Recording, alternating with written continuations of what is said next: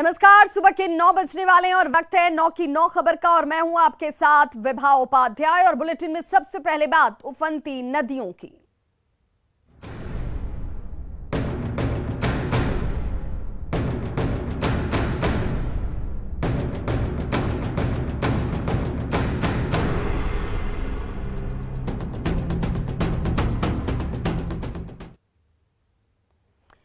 तो किशनगंज जिले के टेढ़ागाछ प्रखंड से होकर बहने वाली कनकई, रितुआ और गोरिया नदी के बाढ़ का पानी अब निचले इलाकों में प्रवेश कर गया है। और यही वजह है कि लोग अब ऊंची जगहों पर शरण लेने के लिए मजबूर हैं। बारिश की वजह से देखिए नदियों का जलस्तर बढ़ने से अब इलाके में बाढ़ जैसे हालात बन गए हैं। प्रखंड मुख्यालय से टेढ़ागाछ जाने वाली सड़क जलमग्न है। कई गाँव में बाढ़ का पानी प्रवेश कर चुका है। आम जनजीवन अस्त व्यस्त है। नदियों में जलस्तर के बढ़ने से नदियां कई जगहों पर अब कटाव भी कर रही हैं। लोगों को अब विस्थापित होने के लिए मजबूर होना पड़ रहा है। स्थानीय लोग प्रशासन से मदद और कटाव को रोकने की गुहार लगा रहे हैं। नाव की कमी की वजह भी इस वक्त लोगों के लिए बड़ी परेशानी की वजह है, क्योंकि राहत और बचाव कार्य इसी नाव के जरिए अब इन इलाकों में संभव है, लेकिन नाव की कमी है। नहीं, अभी जलस्तर उसका बढ़ ही रहा है। क्या क्या समस्या बताइए थोड़ा। समस्या बहुत है। यहाँ के ग्रामीण जो है नमाटुल रामपुर के ग्रामीण जी, बहुत सारे ऐसे घर हैं जिसके घरों में कम से कम अभी 4-3 फीट तक पानी है, और वो अपना परिवार को लेकर के विस्थापित हो चुके हैं। उसको रहने की जगह नहीं है, और प्रशासन या प्रतिनिधि की ओर से अभी तक कोई भी मतलब तत्काल सुविधा नहीं दी गई है। सूखा अवसर राशन दिया गया है क्या? कुछ भी नहीं, ना सूखा राशन दिया गया है, ना कोई प्रतिनिधि सुध-बुध लेने आया है। ये आपदा का समय है। आपदा की इस घड़ी में प्रशासन से लोगों को बहुत मदद की अपेक्षा रहती है। मैंने भी वही जागृत किया ठाकुरगंज। और बड़ी खबर इस वक्त गोपालगंज से आ रही है, जहां गंडक नदी के जलस्तर में वृद्धि दर्ज की गई है। वाल्मीकि नगर गंडक बराज से डिस्चार्ज जो है वो अब 1,42,000 क्यूसेक पानी का हो रहा है। नेपाल में लगातार हो रही बारिश इसके पीछे की वजह है कि जलस्तर लगातार धीरे धीरे अब तेज और बढ़ता हुआ नेपाल में हो रही बारिश से जलस्तर बढ़ चुका है। 1,42,000 क्यूसेक पानी का डिस्चार्ज इस वक्त गंडक नदी में हो रहा है। तो गोपालगंज से बड़ी खबर, जहां पर गंडक नदी का जलस्तर बढ़ गया है और इस वृद्धि की वजह से निचले इलाके के लोगों के लिए मुसीबतें बढ़ती हुई। वाल्मीकि नगर गंडक बराज में पानी का डिस्चार्ज जो है अब वो 1,42,000 क्यूसेक से ज्यादा का हो चुका है। बात मौसम विभाग के अलर्ट की, तो बिहार में मौसम विभाग ने अलर्ट जारी किया है, जिसमें आंधी, गरज, ठनका के साथ बारिश की चेतावनी दी गई है। मुजफ्फरपुर, समस्तीपुर, वैशाली, बक्सर, नालंदा, नवादा, शेखपुरा, बेगूसराय, खगड़िया, सहरसा, दरभंगा, मधुबनी, पटना, सिवान, सारण, भोजपुर, औरंगाबाद, अरवल और जहानाबाद के साथ गया के लिए यह अलर्ट है। इस वक्त दोपहर 12 बजे तक के लिए अलर्ट जारी किया गया है। यानी इस दौरान आप कोशिश ये करें कि बाहर ना निकलें। बहुत जरूरी ना हो तो खुले स्थानों पर जाने की जरूरत नहीं है। कल ही ठनका और बिजली गिरने की वजह से 16 लोगों की बिहार में मौत हो गई। और आज एक बार फिर से मौसम विभाग की तरफ से यह अलर्ट है। इस अलर्ट को गंभीरता से लें।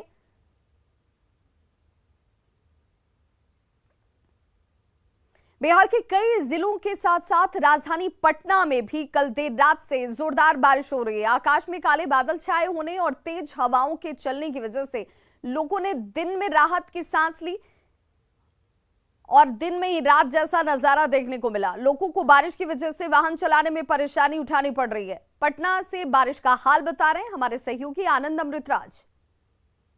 जिस बारिश का इंतजार पटना वासी कर रहे थे, आखिरकार वो मानसूनी बारिश शुरू हो चुकी। इस वक्त हम आपको राजधानी पटना की तस्वीर दिखा रहे हैं। चारों तरफ घने बादल छाए हुए। कल देर रात से लगातार बारिश हो रही है और इस वक्त सुबह में ही रात का नजारा देखने को मिल रहा है। और जो वाहन है उसमें लाइट जलाकर अपने वाहन चला रहे हैं। यानी कि स्थिति ऐसी हो गई है कि दिन में ही रात का एहसास हो रहा है। और जबरदस्त बारिश, आकाश में काले काले बादल और जबरदस्त बारिश। और मौसम विभाग ने भविष्यवाणी किया है कि आने वाले 48 घंटे तक मौसम ऐसा ही बना रहेगा और जबरदस्त बारिश होगी और वज्रपात की भी संभावना है।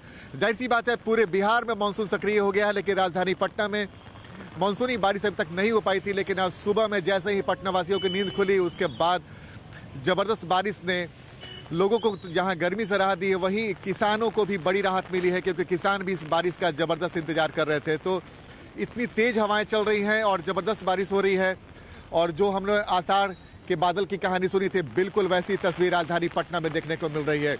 तो न सिर्फ गर्मी से राहत मिला है, बल्कि बारिश की वजह से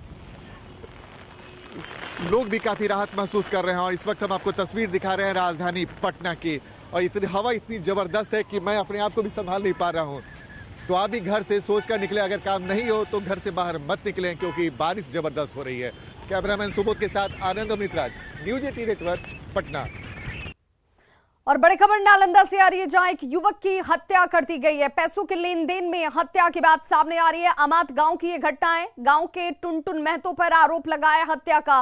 गला दबाकर हत्या का आरोप टुनटुन महतो पर लगाया गया है। गांव के ही शख्स जिसके ऊपर हत्या का आरोप लगा है, एक युवक की हत्या पैसे के लेन देन में कर दी गई।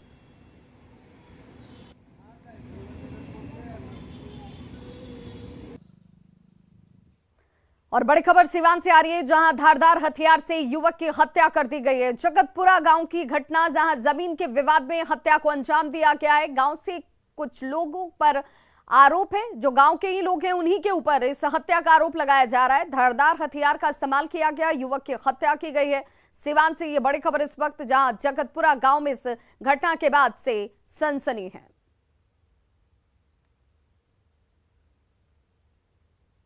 और बक्सर से बड़ी खबर, जहां लाखों रुपए की शराब बरामद की गई है। उत्पाद विभाग की कार्रवाई में ये बरामदगी हुई है। बोलेरो में तहखाना बनाकर शराब की तस्करी की जा रही थी।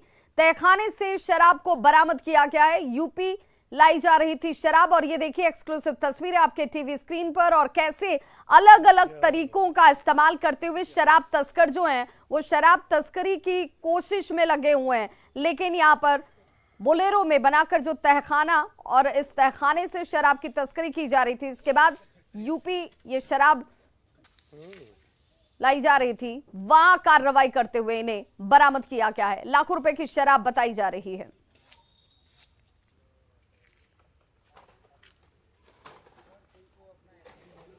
अरवल जिले में पंजाब नेशनल बैंक की बिलखरा शाखा से 4 दिन पहले 11,49,000 रुपए की लूट के बाद पुलिस ने 24 घंटे के अंदर 5 लुटेरे और बैंक लूट में हथियार जो इस्तेमाल किया गया था, उसके साथ ही 2,30,000 रुपए कैश को बरामद करने में सफलता हासिल कर ली।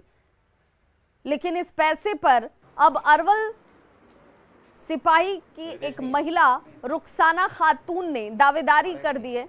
एसपी के समक्ष आवेदन देकर इसकी दावेदारी उसने रखी है। रुखसाना खातून ने छापेमारी के दौरान उनके घर में रखे 2,25,000 रुपए के साथ साथ कई कागजात में कुछ भी कहने से इनकार कर दिया। और हमको बोले के बावजूद भी हम बोले हैं कि से हमको कुछ इसमें नहीं है, तो नहीं है तो हम अभी तुरंत पता चल जाए, हमको चीज़ पता चलेगा तो पता चल जा रहा है ना। तो हम कहेंगे देखिए भाई, हमको ज़मीन का पैसा है और इसमें बॉन्ड पेपर भी है और सब चीज़ है, जो है सब वैसे ही लपेट सपेट के जैसे रखल है वैसे सब सर हमको याद है। फिर क्या बोले पुलिस वाले, क्या बोले आपको? फिर पुलिस वाले बोले कि से हम 5 मिनट के बाद आपको छोड़ देते हैं। एगो दरोगा साहब जो थे वो बोलेंगे कि से हम ये इसे मत ले जाइए, से सब ज़मीन के कागज़ भी है, पैसा